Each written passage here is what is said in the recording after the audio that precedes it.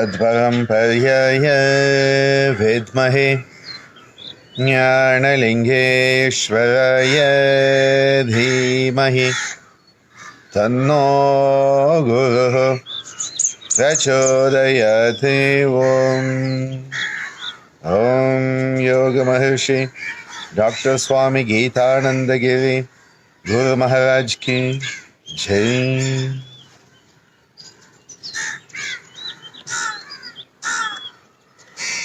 Namaskaram, Vanakkam, Swagatam, Namaste, Buongiorno, Buonasera, Buonanotte, depending on which part of the world you're logging in from. A very heartfelt, loving greetings from Bharat, India, where we are celebrating today the 74th Independence Day. 74 years of modern India. India in its modern avatar for the last 74 years. And gigantic strides made in so many fields of endeavor. Of course, India is not just 74 years old because it's one of the most ancient cultures, the cradle of humanity, and has given to the world one of the greatest treasures, that treasure of yoga. When we talk about India, Bharat Desh, we are talking about not just the geography of the country, we are talking about the cultural ethos. A cultural ethos that has brought the highest spirituality down into day-to-day life. Spirituality has to come into every moment of our life because we are basically a spirit having a physical experience. As long as we are disconnected from the spirit, we cannot be happy, we cannot be healthy. And that is why when we connect to the spirit, when we connect to who we truly are, at that moment and in that moment of oneness, a beautiful sense of ease, sukham, shantam, anandam, all of that get manifest. When we are disconnected from our own spirit, when we move away from who we are, we lose that sukham and we move into dukkham. We move from a state of ease into a state of disease. We move from a state of shantam to one of ashantam. And we move from that state of anandam into a state where all life becomes hell. We need to regain our birthright. As my father, Swami Gitananda Giri, used to say so often, health and happiness are your birthright. Moksha is your goal. Reclaim your birthright of health and happiness and strive to achieve the goal, moksha, mukti, nirvana, kaivalya. I had kept open these Saturday morning sessions, and I will keep them open to questions that come during the week. And this week, there were two questions that came up that I thought I will address. And I think it is nice that one is a bit philosophical, metaphysical, and another is practical. So we find a combination between both. The philosophical, metaphysical one is about the manifestation of the Pancha Mahabhutas, the 5 grand elements. and a concept which is where quintification occurs. Panchikarana is a term that is often used for this. And the number 5 and its association with the manifest world. We will be looking at that. And just so that I don't forget it and you don't forget it, the second component will look at the 3 bandhas, the Bandha Trayam, and a few thoughts and tips on the practice of the Bandha Trayam, the 3 bandhas. When the universe comes into existence, we have the fundamental qualities of the universe, which are Purusha, the pure consciousness, and Prakriti, the manifest form.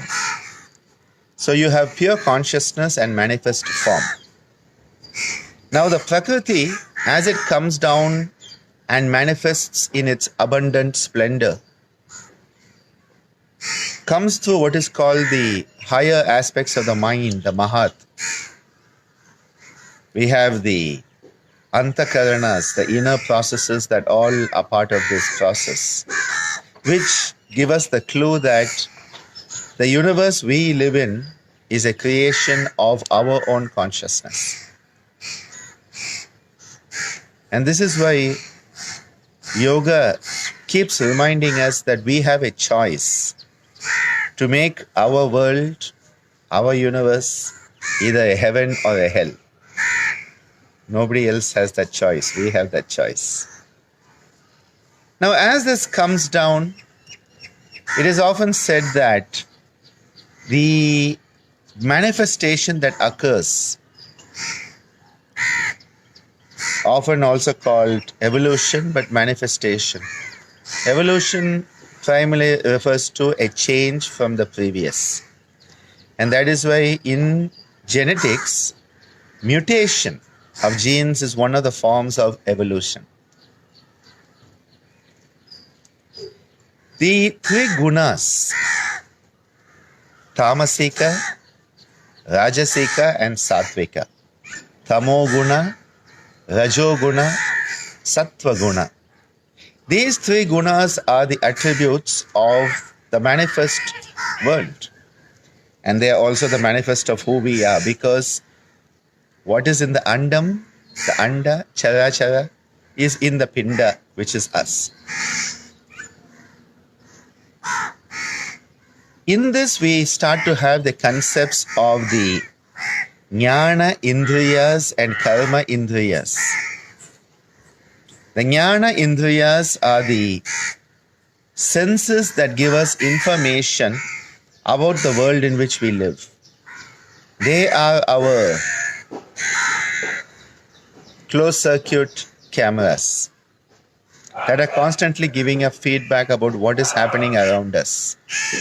So the eyes, the ears, the nose, the skin, the tongue are organs that enable, so they are the Jnana Indriyas, they are the sensory organs that enable us to perceive something that is subtler, and that is the Tanmatra.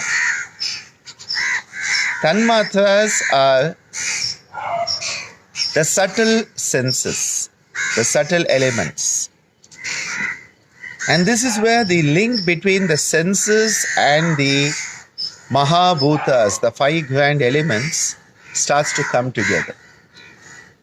The subtlest of the element is Akasha, ether or space. It then comes down to a grosser level where we have air, the wind, the Vayu. Comes down to a grosser level, you have fire, Agni or Tejas. Comes down even further to Jala, up, or water, Pani. And then you come down to the most gross level, the solid state, which is Prithvi or Bhumi or Earth. So these 5 elements, the major elements, the Mahabhutas, and because there are 5, they are called Pancha Mahabhutas. In the order from subtle to gross are Akasha, Vayu, Agni or Tejas, Ap or Jala, and Prithvi or Bhumi. And these 5 are linked to also the spinal center. So Vishuddha is the center related to Akasha. When you come down to the heart center, it is related to the Vayu, Anahata and Vayu. Coming down to the Agni or the Tejas, which is related to the aspect of seeing. Coming down, and the fire. Coming down to the Jala, water, which is related to the sense of taste and water, and related to the water element, the Swadhisthana Chakra. And then of course you have the smell, the primordial sense of smell, that is with the Mooladhara and earth.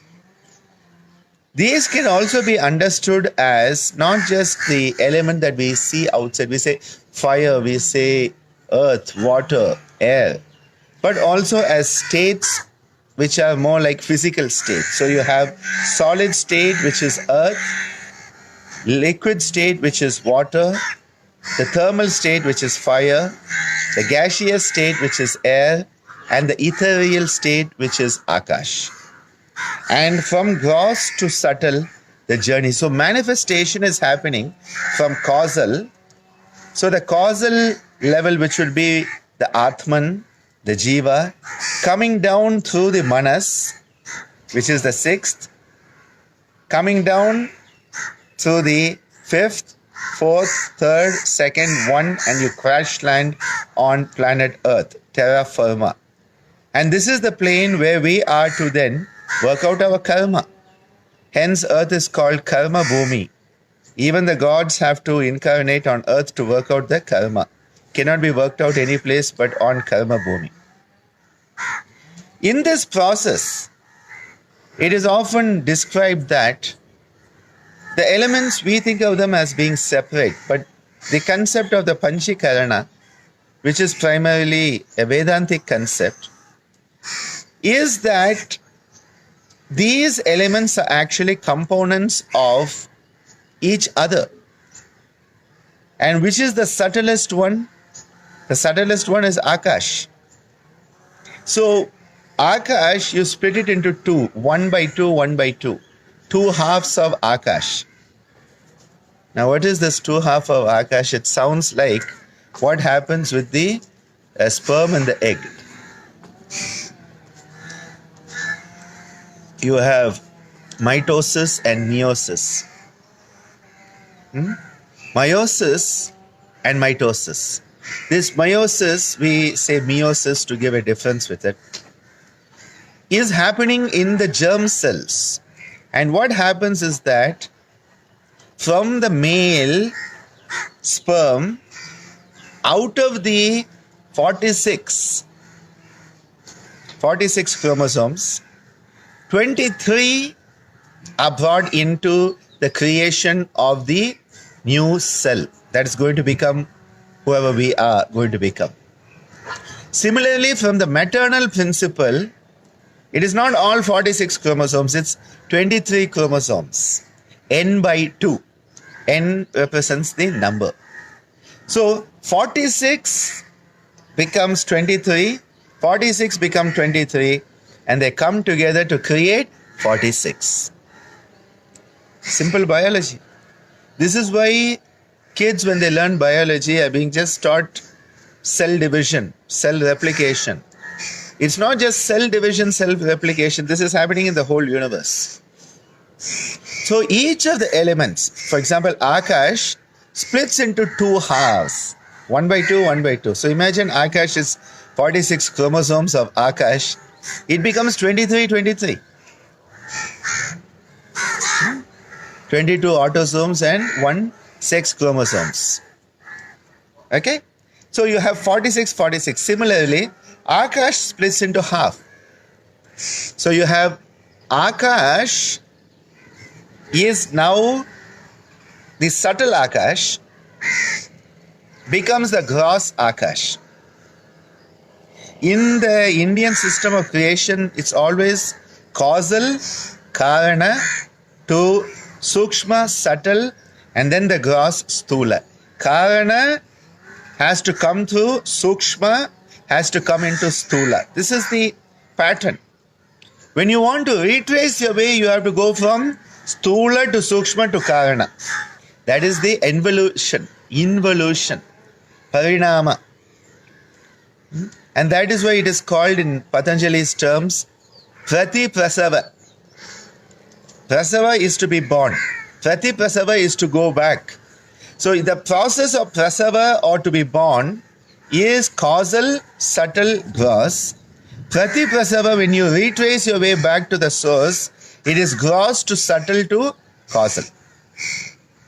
So in the manifestation, you have the subtle Akash that becomes the gross Akash that we experience.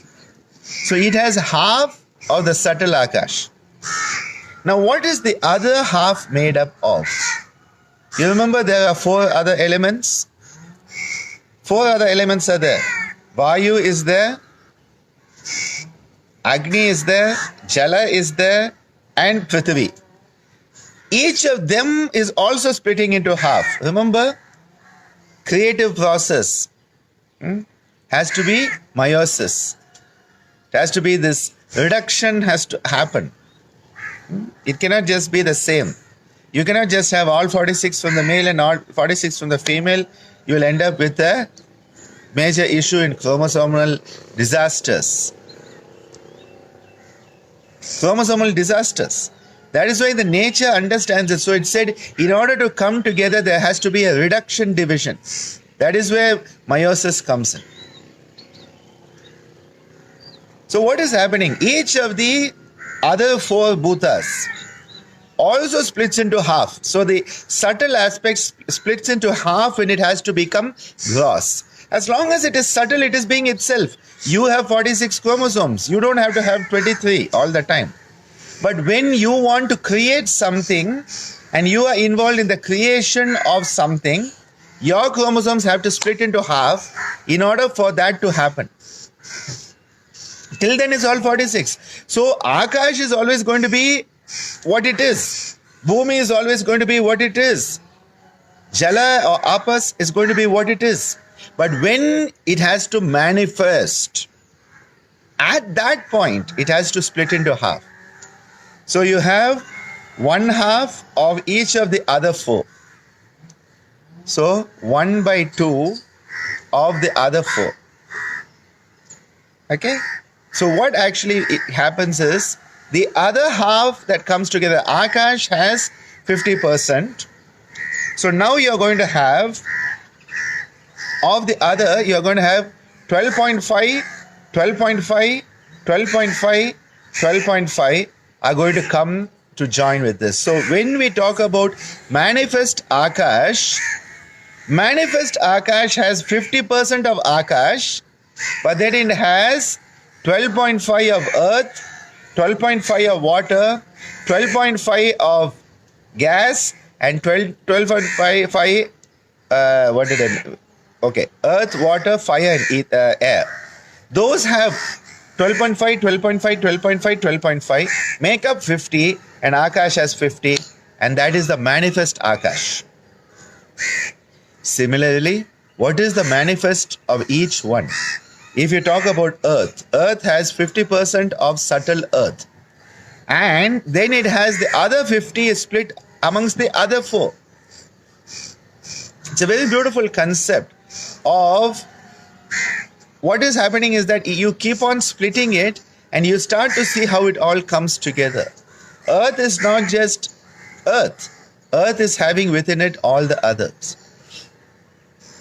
Now, while talking about this, I also want to mention that the number 5 is the number of evolution. The number 5 is the number of transformation. which is why the Panchakshara is the Shiva. Om Namah Shivaya. Om Namah Shivaya. Om Namah Shivaya. Om Namah Shivaya. Om Namah Shivaya. Om Namah Shivaya. And that is why when Tirumula, the Tamil equivalent of Patanjali, he and Patanjali, Tirumula in his Tirumandaram, 3000 verses, says that he and Patanjali were co-students, co-disciples of Shiva, who gave them the teachings of yoga. For Tirumula, the work with the chakras, the bija is Om Namah Shivaya. Om Namah Shivaya. Om Namah Shivaya.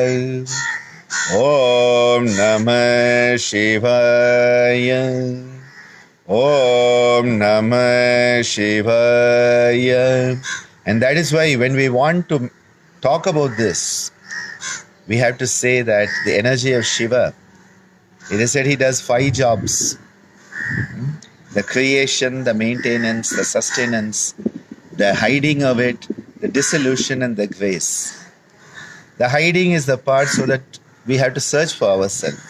And then the grace of the divine enables us to know ourselves and make that final quantum jump. Another way to look at these 5 manifest elements, the Panchamahabhutas, is that earth contains within it all the others. Now, earth has solid state, okay? Now, if you understand it in the physical states of existence, it becomes a little easier.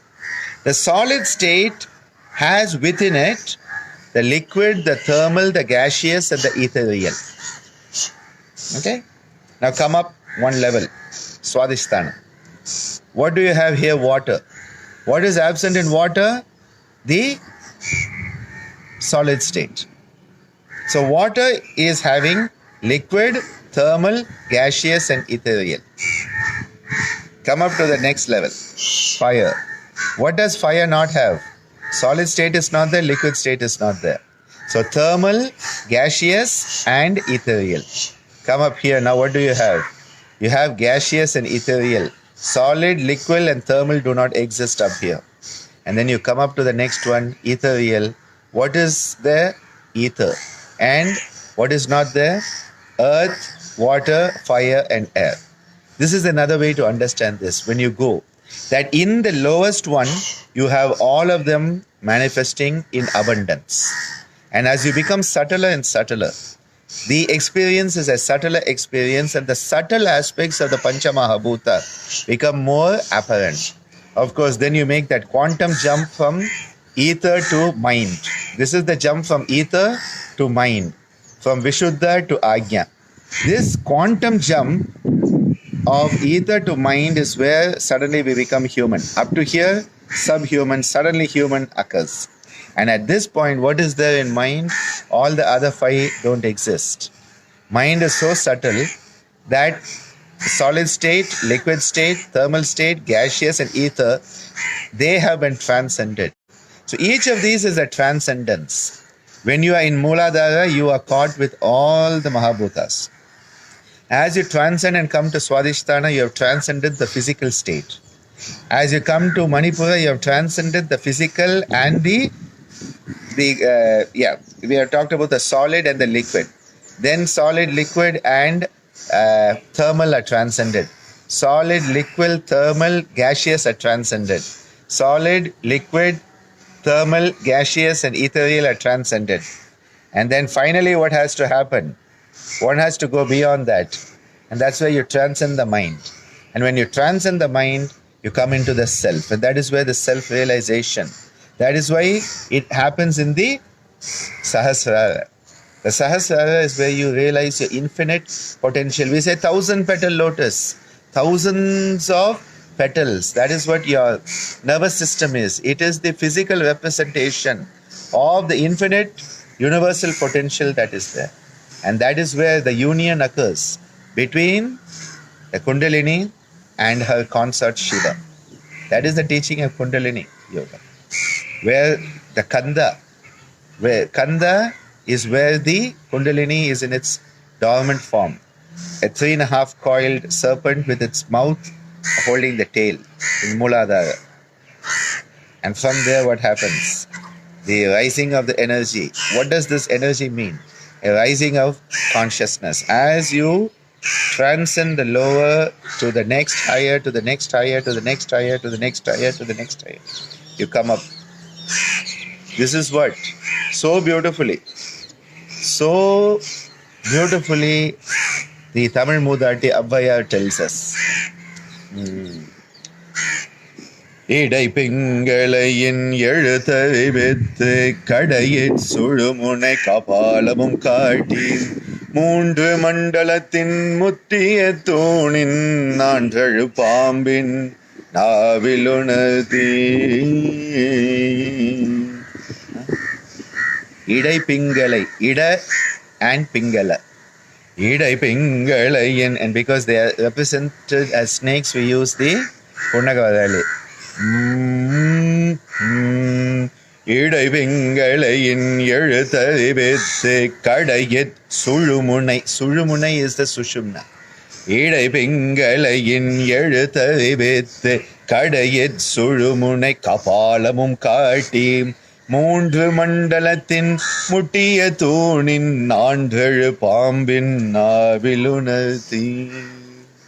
And then she says, குண்டலி அதனிற் கூடிய அஜபை விண்டெழு மந்திரம் வெளிப்பட உரைத்து மூலாதாரத்து மூண்டெழு கணலை காலால் எழுப்பி கருத்தறிவித்து அமுத நிலையும் ஆதித்தனியக்கமும் குமுத சகாயன் குணத்தையும் கூறி இடை சக்கரத்தின் ஏழு நிலையும் முட சக்கரத்தின் உறுப்பையும் காட்டி.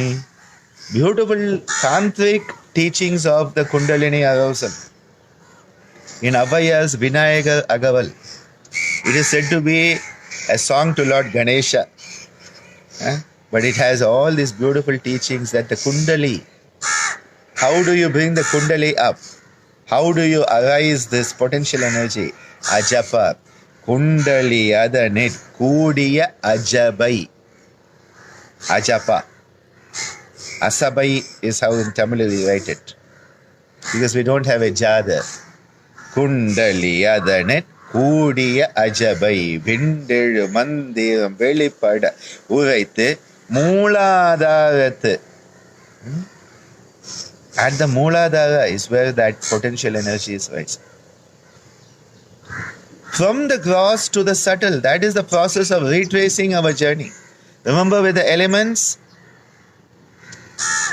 it had to come from top down. From the unmanifest to the manifest. Avyakta to the Vyakta. What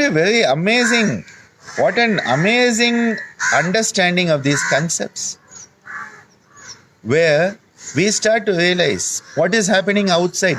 You see earth outside, you see water outside. It's not just earth and water outside. Earth and water are part of us. And these are related, these concepts of each of these tattvas, earth, Prithvi, related to what?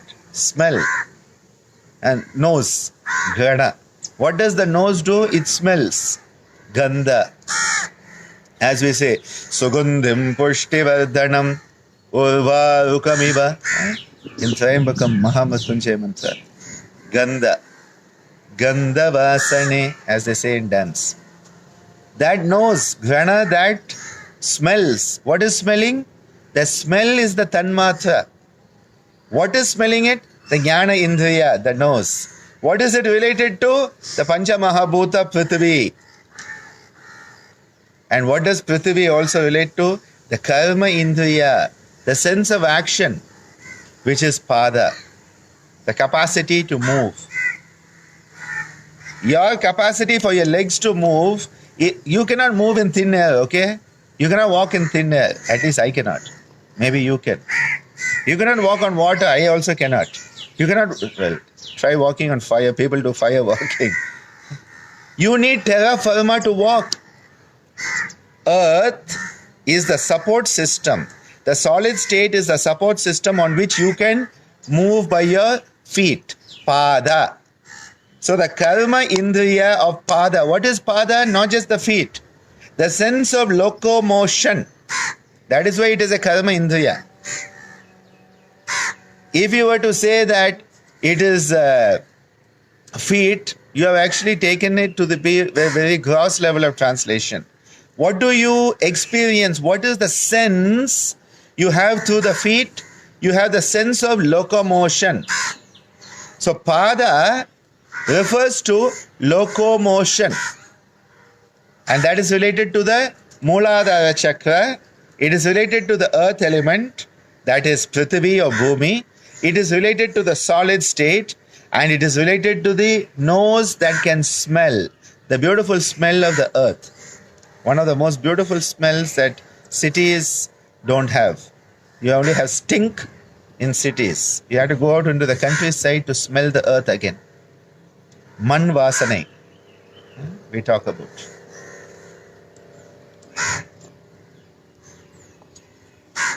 Each of these is correlated to one of the other aspects. And each of these is also correlated to your dhatus, your bones, your muscle, your blood. And the 5 aspects are then correlated to this. For example, with the water element, saliva, sweat, blood, all of these are correlated. Your urine. These are all correlated with the liquid element. But the liquid element will have different components.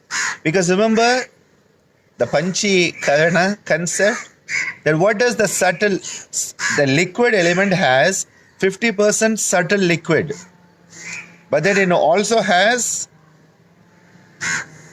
1/8, 1/8, 1/8, 1/8.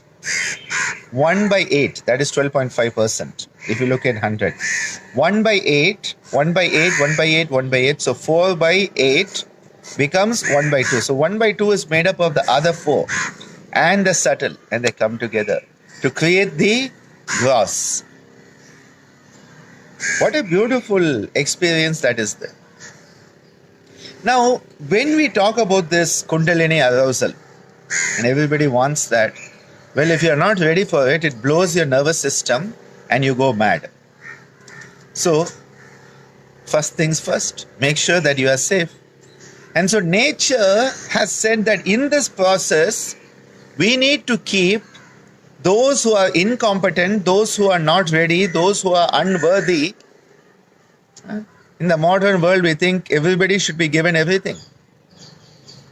The spiritual world is not like that. The spiritual world says you have to earn your place. What is the currency of spirituality? Self-effort. What is the currency of evolution? Self-effort. What is the currency of you finding yourself? Self-effort. Purushartha. That effort that you make is the most important. People want to buy their way. And can't I just pay you $1,008 and you tap my head with a peacock feather and I'll go into Kundalini arousal? Well, I can take your money and run away and nothing will happen to you. Which is what most people are doing. Swindling people in the name of spirituality. Unless the person is ready, the experience doesn't want to open up to them, because you have to earn the trust of the universe for that experience to manifest. If you have not made the effort, how will the universe trust you? If you don't reach out, how will the universe reach out to you? You keep your hands locked like this, the universe says, okay, fine. Wait till that person reaches out, opens up. That is why the opening of the heart is so important. Heart and hands are connected. Remember that. So here, nature has put 3 safeguards. three security systems, three circuit breakers. The first breaker is called the Brahmaganti. They are called Granthi. A Granthi is a knot. You tie and you make a knot. The first knot, the first safety knot, the first circuit breaker, the first security check is at the Mooladhara itself. It's called Brahmaganti. In many systems, Brahma is the deity, the Devata of Mooladhara. But in our system, because we have also brought in the Saiva Siddhanta aspect of South Indian teachings, Ganesha becomes the Mooladhara Murti. And that is why when we sing, we say, Mooladhara Murti, Mooladhara Murti, Gajamugane Saranam Unad Tirucharanam Mooladhara Murti. Mooladhara Murti. Ganesha is the Lord of Mooladhara. But normally it is also understood that Brahmasthana as the being the aspect of the Mooladhara. The second is the level here at the mid level. So you have one security check at the base, one security check up here in the middle. Mid security check in airports. And what is this security check? It is the Vishnuganti. So you have the first of the Granthis is at the base. It's called Brahmaganti, Vishnuganti, and then the energy when it flows from here to here. Remember, this is the big jump. I told you the jump from subhuman to human, because this is mind. This is the Indriyas. The five Indriyas have to be transcended to go to the subtlest aspect of the Indriya, which is the Manas, which is called Ekendriya, the single sense or the 11th sense. 5 Karmendriyas, 5 Jnanendriyas, making up 10, and then the Manas as the 11th. For this jump to occur, there is one more security check. Are you ready to make it? And that is called the Mahadeva Granthi. Sometimes called Shiva Granthi, sometimes Rudra Granthi. Brahma Granthi, Vishnu Granthi, Mahadeva Granthi. Now, when one wants to properly go through these security checks, you have to know what to do. You have to know how to pass that test. You have to be ready for it. And that is why the Moola Bandha. The Moola Bandha becomes the key practice to work on the Brahma Granthi. Now, it is also useful that Moola Bandha will also help with pelvic circulation. So yes, Moola Bandha will help in pelvic circulation, decongest the pelvis. So it is very good for so many pelvic issues, no doubt about that. Moola Bandha helps in both the genital, urinary and the sexual function. Genito-urinary system. So your gonads, be it the testes or be it the ovaries, your internal reproductive organs, the reproductive organs and all the pelvic structures, the excretory organs, to tone them up, Moola Bandha is a good practice. But why is it a good practice? Because you are unblocking the energy block that is there. The Brahma Granthi is being unblocked. You are untying the knot through your conscious practice. That is where the Moola Bandha comes in. When you come to the Vishnu Granthi, how do you open the Vishnu Granthi? How do you pass that test? For the Vishnu Granthi, the practice of Uddiyana Bandha, the flying up lock. The flying up lock, the Uddiyana Bandha, it is helping you pierce through the Vishnu Granthi. And then, of course, when you want to come to the Mahadeva Granthi and pierce through it, the Jalandhara Bandha. Moola Bandha for the Brahmaganti, Udyana Bandha for the Vishnuganti, and Jalandhara Bandha for the Mahadeva Granthi to go from the Vishuddha to the Ajna.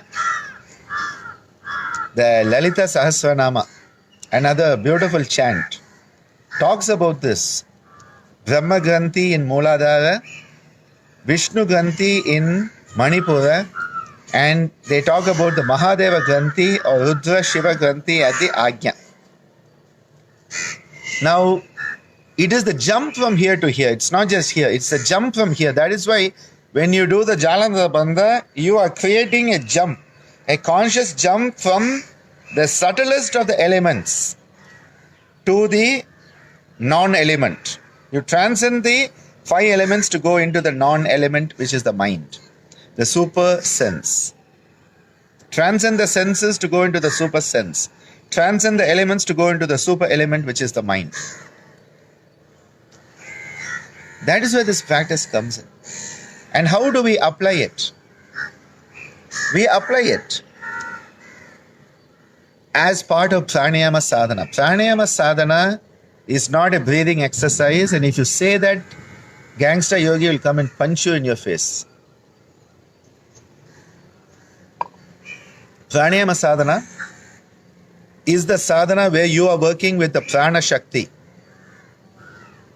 the life force. The life force you are working with it, that is pranayama sadhana.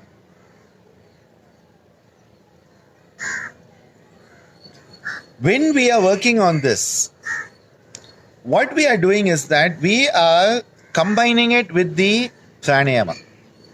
And before that, I just see 2 questions here.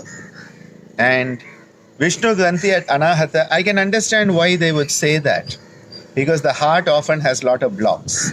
But again, maybe if we understand it this way, Mooladhara is where you are starting, so the block is at the beginning. It's like getting rid of inertia.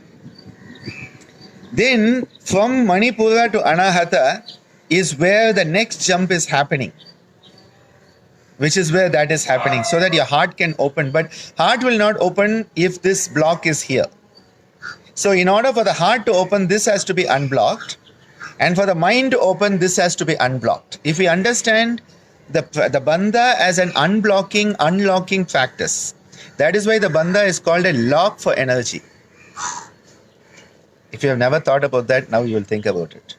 A mudra is called a seal for energy. You seal the energy. A bandha is called a lock for energy.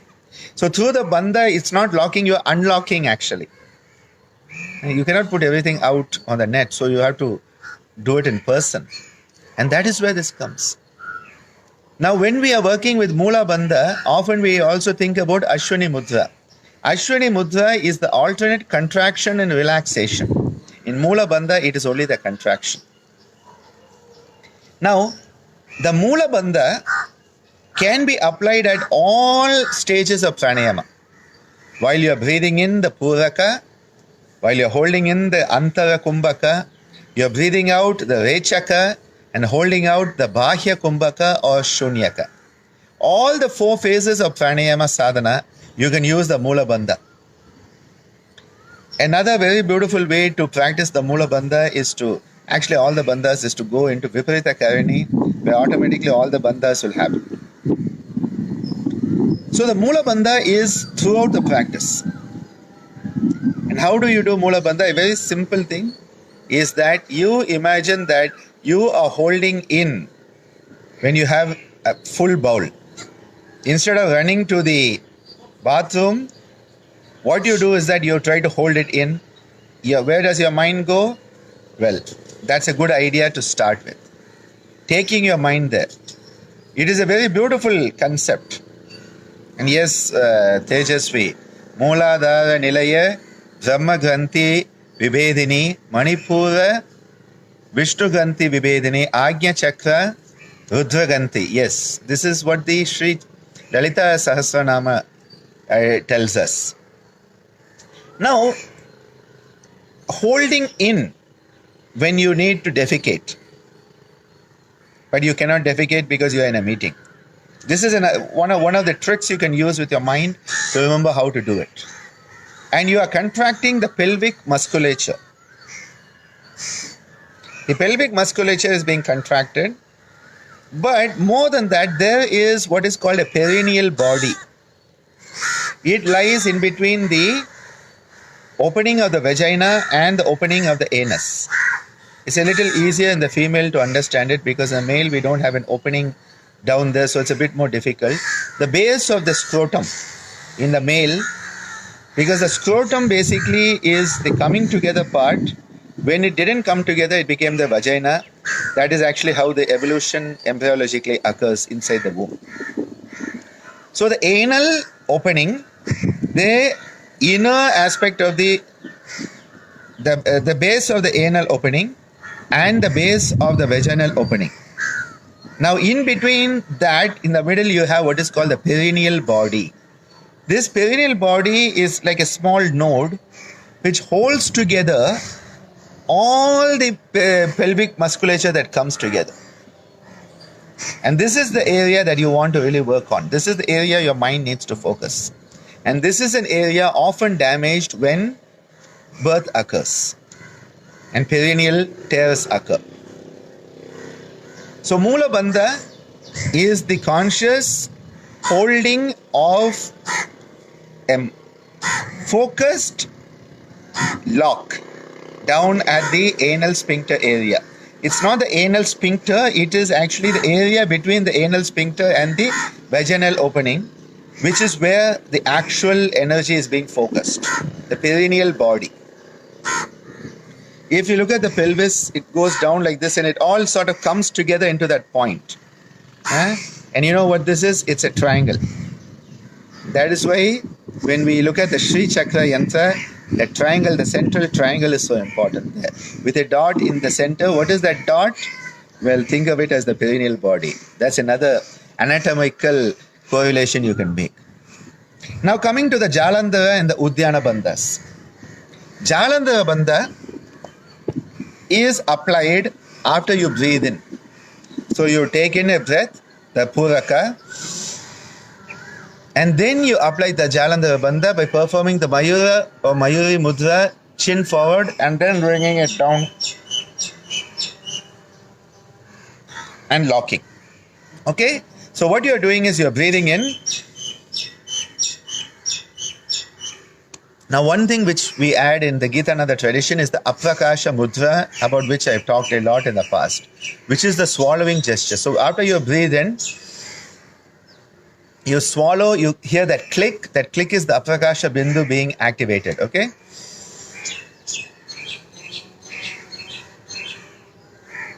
So what you have done in the Jalandhara Bandha is you have breathed in, and during the Antara Kumbhaka or the Kumbhaka held in, you are applying the Jalandhara Bandha. Then there are practices you work against the Jalandhara Bandha and you try to breathe out against that. Now that's a different aspect. I'm just giving you the Bandha concept today. Breathing out the Rechaka, and then the abdominal muscles are pulled back and up. Pulled back, that is inward, upward. Inward, backward, upward. Inward, backward, upward. And this is on the exhalation. So you breathe out. And then, so the Uddiyana Bandha is applied after you have breathed out. Jalandhara Bandha is applied after you have breathed in. Mula Bandha is applied throughout. This is the basic structure of how the bandhas are used with the breath pattern when you are doing pranayama sadhana. Now, often you apply the bandha and you try to work against it. For example, if you do the Jalandhara and then you try to breathe out, that is where, if you can breathe out with the Jalandhara Bandha, you are actually going against that resistance, which is where actually the Ujjayi occurs. Ujjayi actually occurs when you are able to breathe out against the resistance of an applied Jalandhara Bandha. And it's not just this, ocean breathing and throat breathing that people talk about. That's a very simplified Ujjayi. You feel good, it's good for you, it's nice for the back of the throat. But the real Ujjayi is when after you have applied the Jalandhara Bandha, you breathe in, apply the Jalandhara Bandha, and then you try to breathe out against it, and then try to breathe in against it. Hold the Bandha. Holding the Bandha, you're breathing in and out. That is the struggle. That is where the overcoming the resistance occurs, and you come out victorious. Ujjayi. The victory happening. You're working against it. It is like basically endurance training, weight training. You tie weights to your feet and start running. It's something like that at a metaphysical level. Basically, any pranayama you do. Now, many of the pranayamas are just breathing in, breathing out slowly. So many people are just an in and out slowly. You could do it without the bandhas also. The bandhas usually are applied when there's a held in or held out. Mula bandha could be applied in any of the pranayamas at any phase of the pranayama, as I earlier said. When you're holding in, Jalandhara Bandha. When you're holding out, Uddiyana Bandha. When you are doing both an in and out, held in, held out, both the bandhas, like in Sukha Purvaka Pranayama, where we do all the four, and other practices also. And then coming to it also, when you are doing even the Savitri, though as I've said earlier, the Aprakasha Mudra does a lot of the thing that the Jalandhara Bandha does. Physiologically and anatomically speaking, when you hold your breath, especially the held in breath, the pressure changes happening in the thoracic and abdominal cavities. See, if you think about it, your whole thorax is one set, your abdominal pelvic is another. Okay, so you have the base of it, which is where the Mula Bandha works, top of it where the Jalandhara Bandha, and the in between this and this, which is the diaphragm, where the Uddiyana works. So basically it can be understood anatomically and physiologically that way. But when you are holding the breath in especially, you have to be a bit careful that the pressure changes are not transferred through the blood vessels of the neck to the head. And that is why the Jalandhara Bandha is utmost importance if you're going to be holding in your breath for sure. Aprakasha Mudra is a good substitute, or in this tradition, Jalandhara will involve also the Aprakasha. Muggs has asked about the Murcha and the Ujjayi. In some way, yes. Ujjayi, the Murcha could be said to be, because the Murcha is basically the interesting aspect is that there's something called electroconvulsive therapy, ECT in psychiatry. Nowadays, they don't do much of it because they have medicines that do the same thing. But Murcha is like the original ECT, electroconvulsive therapy, where you are going to be holding your breath until you actually faint. It is like a practice where you it is that concept of stamba vritti, where you have stupefied the breath so much, you actually faint, you swoon, and it's like resetting your system. Murcha was like a reset of the nervous system. In your computer, whenever you have a lot of problem, it's not working properly, reset it, restart it. It's like a restart. And that's why it's not taught much, because if somebody was in class and fainting and falling down and injuring their head or something, you would be liable for insurance claims. Appu has asked about the benefits of Sri Chakra relating to yantra, meditation, energy. There's a lot, of course. All of these hymns were not, as I said, the Ganesha, for example, the Vinayaka Ragaval, it's not just a song for Ganesha. The Kanda Shashti Kavasam is not just a song for Lord Muruga. This is not just for Devi. It's about a lot of energy that is there. So a very, very strong energy, because it has within it yantra, it has the prana shakti, it has a dhyana, dharana dhyana, samadhi, samyama, all of it is in it. And again, bandhas, basically if the bowels are not emptied, it would be an issue, because definitely it was expected that the person would get up in the morning, empty the bowl, have a good bath, and then start the yoga practice. The ancients never thought we human beings would try to do this after a heavy lunch. So I think it is our stupidity that we have taken things so far away from what they were to be. And I think it would be a very interesting process.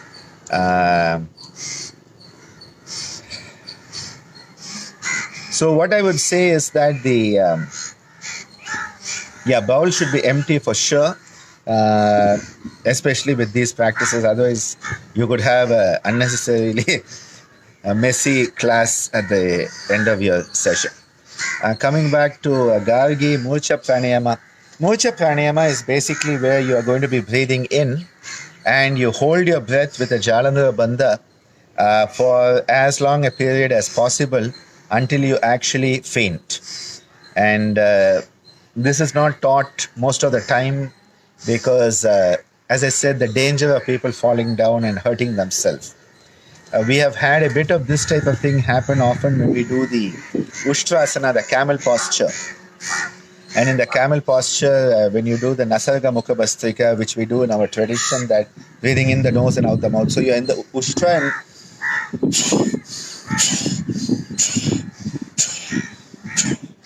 and you come back down. Many people actually start to feel a bit giddy at that time.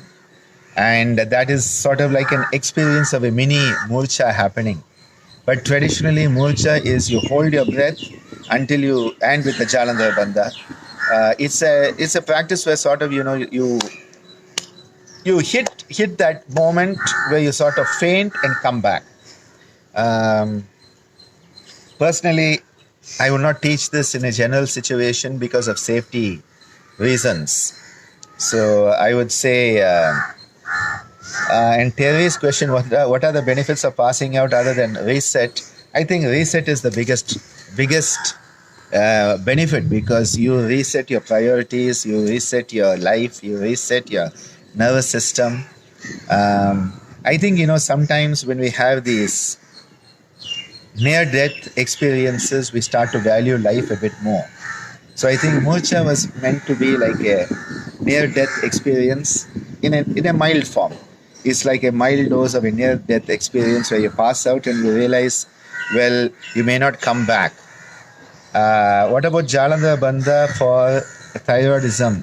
I would never say that it would have a negative or adverse effect. I would say actually it would be useful when applied properly, because hypo and hyperthyroidism are basically an imbalance, atijiranam and ajiranam, happening at the physical level from an energy imbalance. So when you want to work on the Vishuddha and enable the Vishuddha energies to flow properly, definitely Jalandhara Bandha is very useful.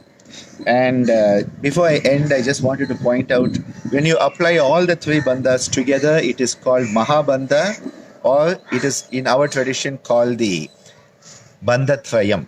Tribandha or Mahabandha, some people call it. There is a difference there also, but anyway, it is usually called the Bandha Trayam. The three bandhas are called Bandha Trayam when they apply together. And one practice where it happens automatically, I think we saw it not in the last week, but the week before that on our Saturdays. When you do the Viparita Karani, which is a mudra in the Hatha Yoga system, when you do the Viparita Karani, more or less you're automatically going to be doing all three, Mula, Uddiyana and Jalandhara. Think about it, try it out. Go into the shoulder stand and do the Viparita Karani, and you will find that automatically you're doing a Jalandhara. Automatically the abdomen is coming down and creating an Uddiyana, and automatically you can easily do a Mula Bandha. So one of the ways to prepare yourself for the bandhas, I would say, is putting your legs up and experiencing it that way. And Swapna has asked a question, can you think of Murcha as a form of preparation for Sabija Samadhi? Everything is a preparation for something else. So I would say yes. For me, Sabija Samadhi is still an active process. Nirbija Samadhi is where You have transcended action, gone from action into inaction at a higher level. It's a very beautiful experience. I think we'll close there for today. It's been a 1 hour session today. Uh, that's what happens when you do it once a week instead of daily. But anyway, keep your questions coming, send them by email or Facebook, and whatever topics we can cover, we will try to cover them. We'll keep these Saturday morning sessions going as long as we can, and they are another way for me to connect with all of you, because connecting with you is just so important for me. We are all blessed to have yoga in our life, and all I can say is, may we be worthy of yoga coming into our life. That is the greatest prayer we can have. As it is India's 74th Independence Day, I would just like to end with a small hymn. Vande Mataram, Vande Mataram,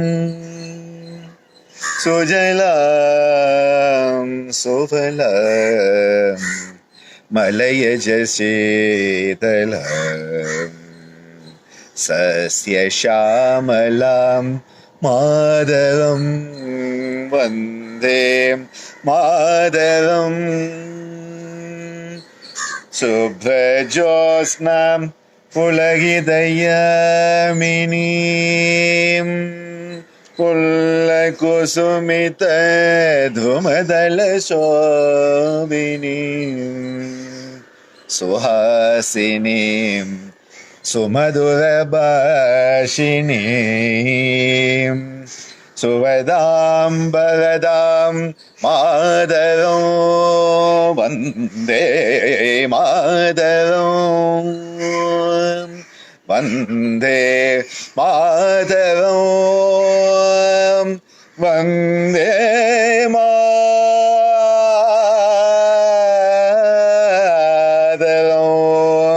Vande Madaram, Madaram, Vande Madaram, Vande Madaram, Vande Madaram.